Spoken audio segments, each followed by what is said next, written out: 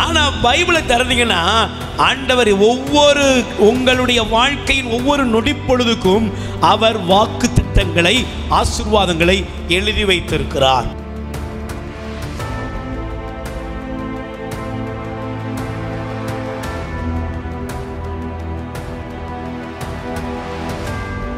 சங்கீதம் திருப்பாடல் 90ஆம் அதிகாரம் அதில் 12வது வசனத்தை வாசிக்க நான் உங்களை அழைக்கிறேன்.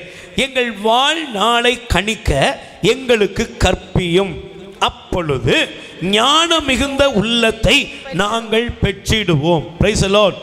சொல்லுங்க அல்லேலூயா.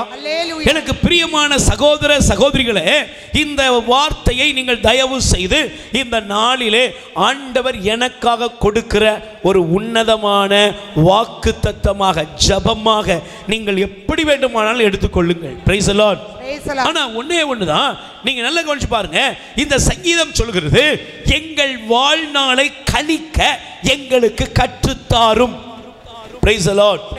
அப்பொழுது நாங்கள் ஞானம் மிகுந்த உள்ளத்தை பெற்றிடுவோம். ஏன் இந்த வார்த்தையை சங்கீதக்காரன் என்று சொல்லப்படுகிற இந்த திருப்பாடல் 90ஆம் அதிகாரம் மோசேயினால் எழுதப்பட்டது.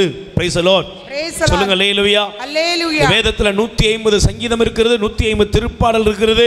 தாவீதுடைய திருப்பாடல், ஆசாவுடைய திருப்பாடல் என்று நம் திருப்பாடலை பிரித்துக் கொள்ளலாம். இதிலே இந்த 90வது திருப்பாடல் மோசேயுடைய திருப்பாடல் என்று நாம் பார்க்கிறோம். அல்லேலூயா.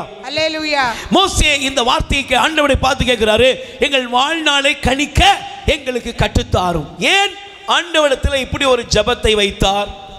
எதனால இந்த ஜபத்தை வைத்தார் அப்படின்னா, இன்னைக்கு நீங்க நல்லா கவனிச்சு பாருங்க. வேதத்தில் ஏராளமான வாக்குத்தத்தங்கள் இருக்கிறது. Price the Lord. சொல்லுங்க அல்லேலூயா. ஆண்டவர் சொன்னார், உன்னை நான் ஆசீர்வதிப்பேன், உன்னை பலுகச் செய்வேன், உன்னை பெருகச் செய்வேன், நீ வாளாகாமல் தலையாவாய், கீழாகாமல் மேலாவாய் அப்படின்னு ஆண்டவர் சொல்லிட்டு, உனக்கு விரோதமாய் ஒருவன் ஒரு வழியாய் வந்தால் 7 வழியாக அவனை நான் ஓடச் செய்வேன் அப்படின்னு ஆண்டவர் வாக்குத்தத்தங்களை கொடுத்திருக்கிறார்.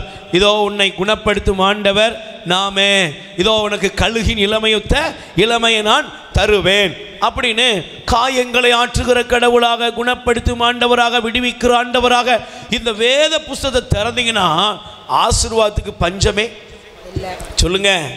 ஒருவேளை உங்கள் வாழ்க்கையில் ஆசீர்வாதத்தை பற்றி பட்டியல் போட சொன்னால் ஒரு 10 ஆசீர்வாதத்தை கேளுங்கன்னா நீங்கள் முக்கி திணறி போயிடுவீங்க. Price the Lord.